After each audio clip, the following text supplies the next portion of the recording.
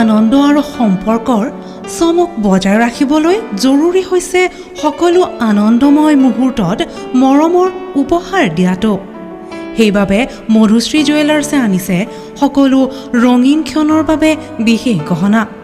হীৰাৰে হওক, সোণৰে হওক বা ৰূপৰে হওক, শ্ৰেষ্ঠ ডিজাইনছ আৰু হলমাৰ্কযুক্ত গহনাই ৰাখে সম্পৰ্কক নিখুঁত। তেনেহ'লে আজিয়ে আনক আনন্দ মধুশ্ৰী জুৱেলাৰ্ছৰ সৈতে।